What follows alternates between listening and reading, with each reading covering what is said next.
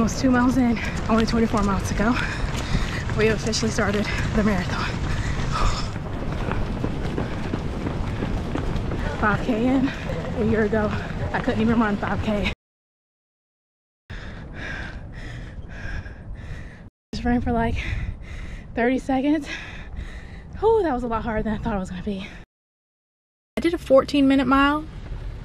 Kind of embarrassing, not very good at all, but I did 2-something miles in about 30 minutes. And yeah, so we are starting at 0, but you gotta start somewhere. So I'm starting from the very bottom.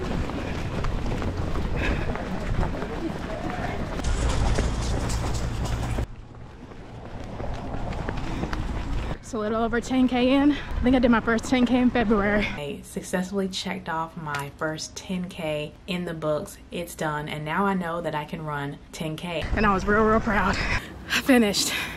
6.2 miles finished. My legs are tired, my legs hurt. I feel accomplished. Let's keep going. About 30 more K to go, I think. No big deal. All right, about 10.2 miles in, 16 miles to go. Just stopping to walk for a second. Whew, this course is hilly, but it's definitely got a humane amount of downhill. Y'all pray for me.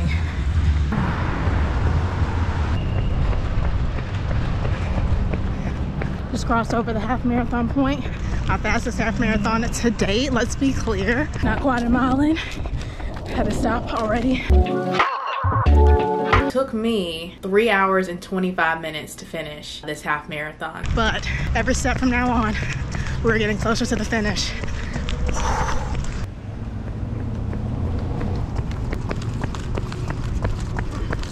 Okay, we still got 20 seconds. Just past mile 17, my legs hurt, my feet hurt, and I have not been able to run a full mile without stopping since mile 14. This is really hard. 9 more miles to go.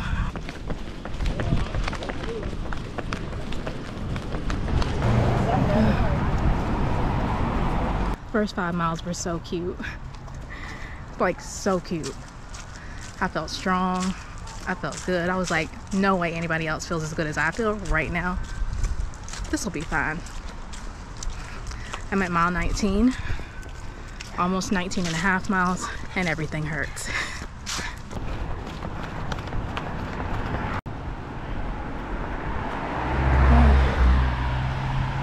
The fact that I've already ran 21 miles and still have 5 more miles to go. You gotta be kidding me. I'm doing the stop-start method now. That's it. My AirPods went out at mile 18. Y'all, I am never getting AirPods again. Leave headphone suggestions down in the comments below. We're finishing this. We are still going, but my God, this is not easy. On the bright side, it's perfect weather for a marathon. Could not be better. Overcast. I still need y'all to pray for me. I have 4 miles to go.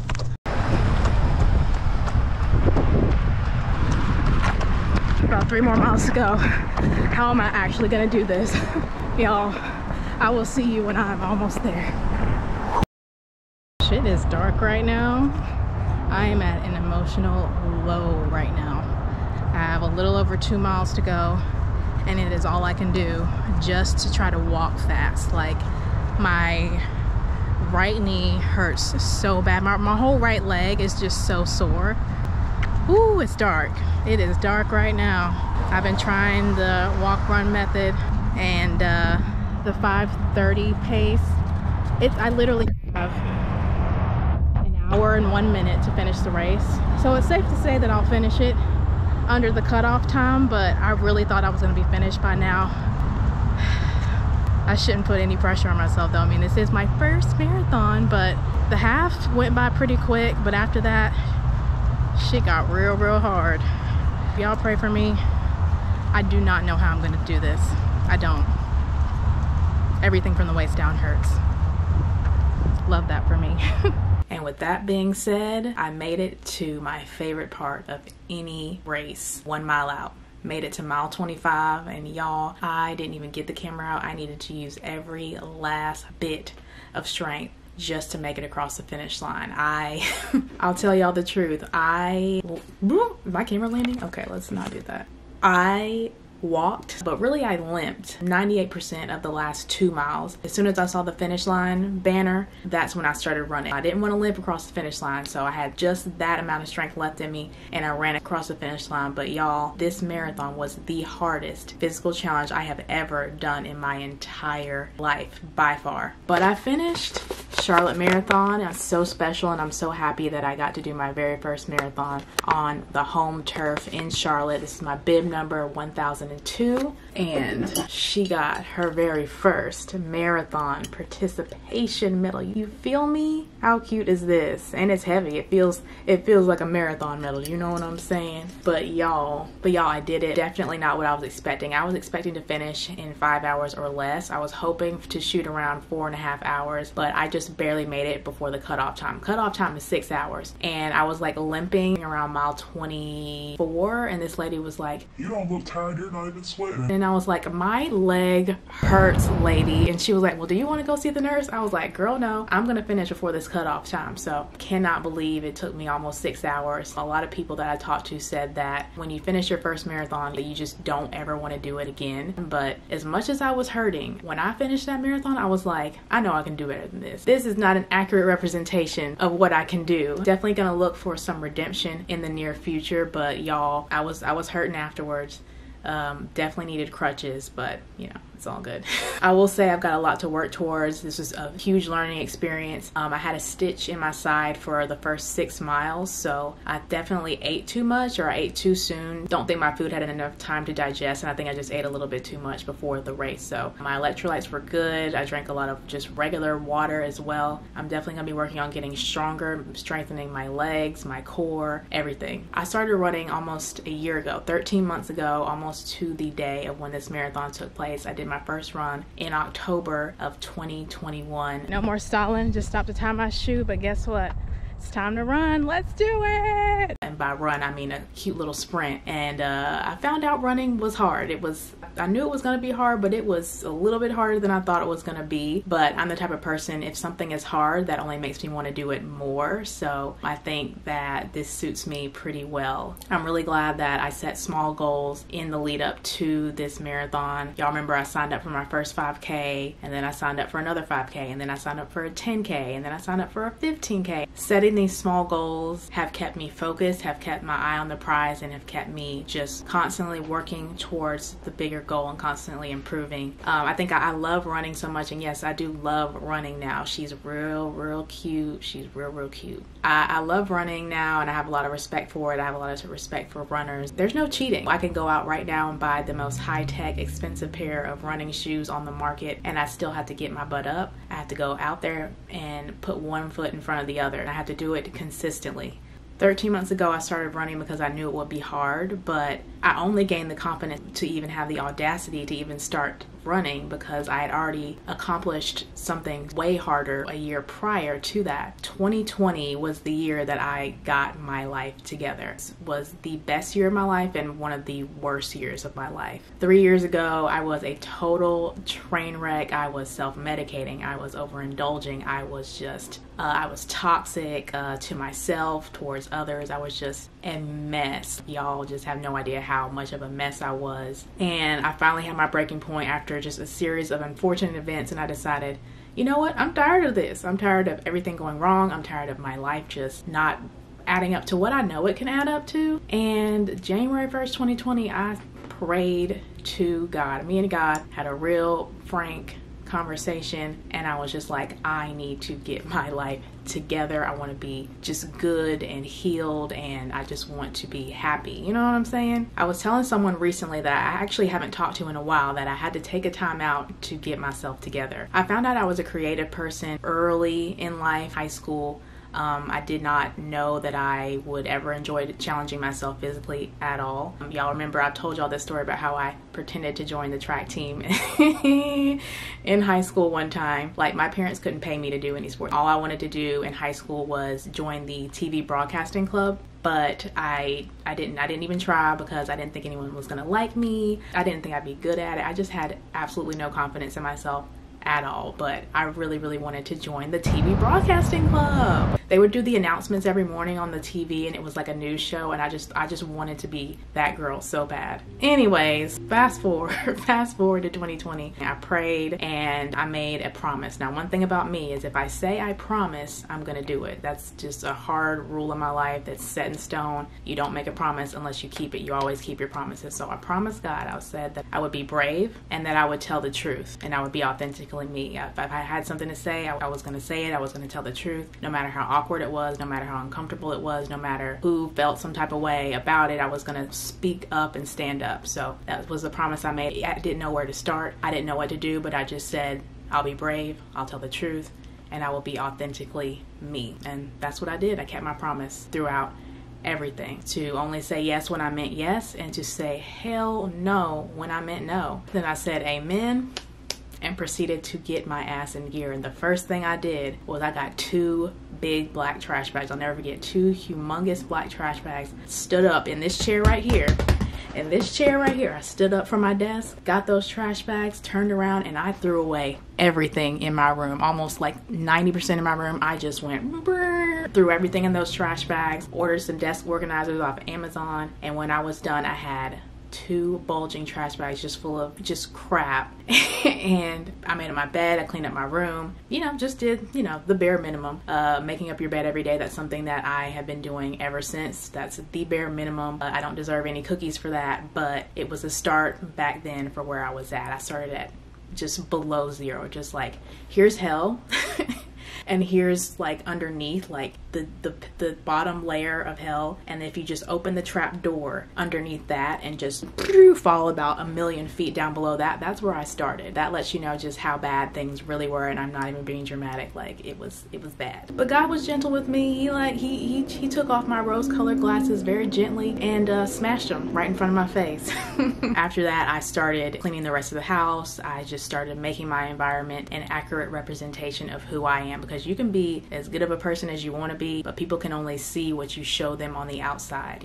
The way that you look, the way that your environment is, the way you carry yourself, all of that needs to accurately represent who you really are. Do you have respect for yourself or don't you? Do you have some dignity or don't you? People can only see what you show them and what you bring to the table. You know what I'm saying? So over the next year through 2020, I just practiced good habits every single day. By the end of the year, I was like on it. Everything represented who I was. But I still had some more demons to conquer. That was just demon number 1. The number 2 thing I had to do was get my health and get my overindulging habits.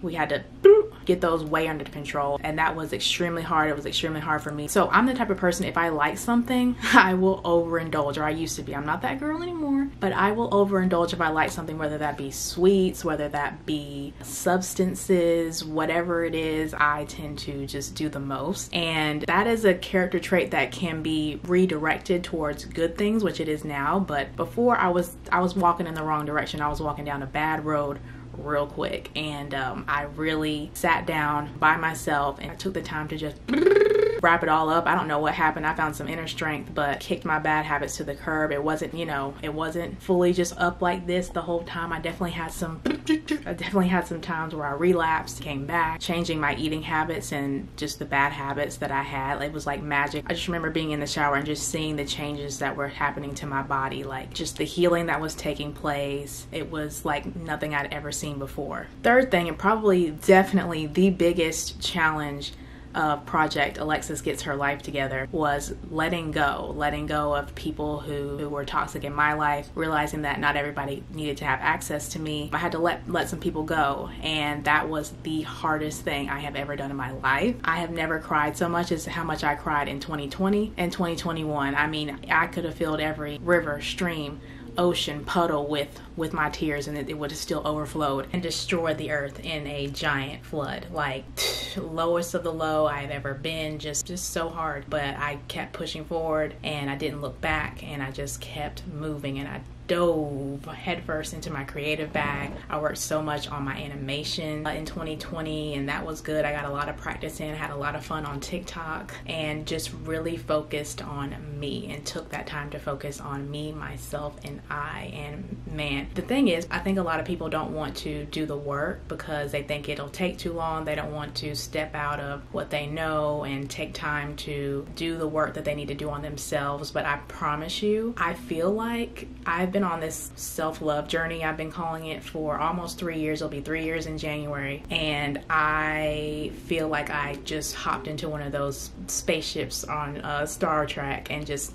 teleported like 10 years into the future. If you knew me in 2019, I just feel like I'm unrecognizable. I'm a neat freak now. I enjoy challenging myself physically. I have a big handle on myself and my overindulging tendencies, and I refocus that energy on healthier things now. And I just don't overindulge. There's no need to rush anything, to just feel like you have to eat a million cookies all at once because there aren't going to be any more left. Like, it's not that serious for me anymore. I don't have to overindulge. I take what I need and I move right along. So people tell me a lot that I'm like, so chill, man. You're so chill, man. You seem so chill. I can be chill, but I'm a very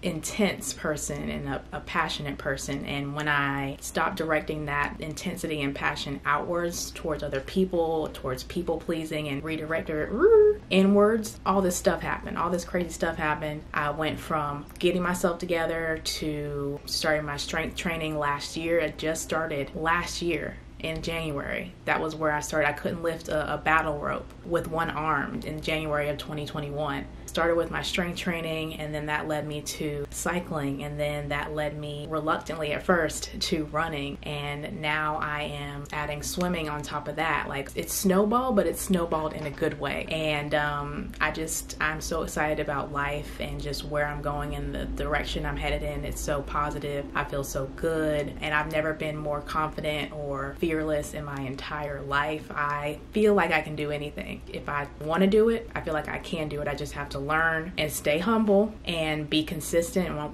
one thing about me is I'm gonna be consistent. If I commit to something, she's gonna be consistent. It's crazy where life is now in 2022. And when I think about how dark things were in 2020, I'm just like, whew, made it. 26.2 miles in the bag, and we are just getting started. We really haven't even scratched the surface yet. We're looking at it, but we haven't even scratched it yet. Now, I say all that just to say, I'm not trying to preach to y'all, but I say all that to say that everybody goes through things. Everybody has their ups and downs in life, and nobody's special. I'm not special. You don't need to have just this huge amount of courage to start to do the right thing and to start to do what you need to do. And all you need to start is just a little tiny bit of courage, like this big. You just need this much faith in yourself to start. And with every little W you take, whether that be kicking a bad habit that you've had, whether that be getting out of a toxic relationship, with every W you take, you will get a little more confident. You'll get a little more courage, and along the way throughout your journey, you'll gather the courage, you'll gather the confidence that you need to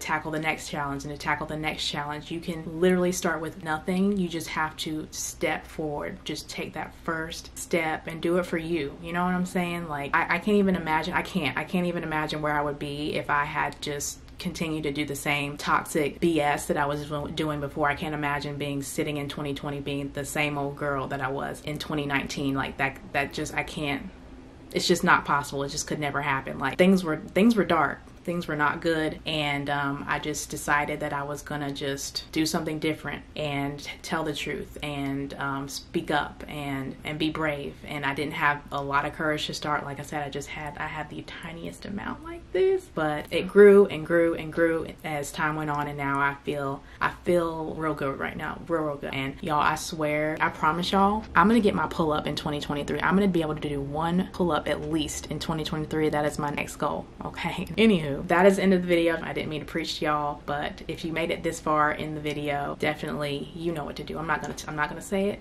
You know exactly what to do, okay? So just do it. My camera battery is flashing, so I'm gonna go ahead and let y'all go. I hope you enjoyed the video. Thank you for taking the time to watch the video. Take good care of yourselves, and I will see you very, very soon with another video. Bye.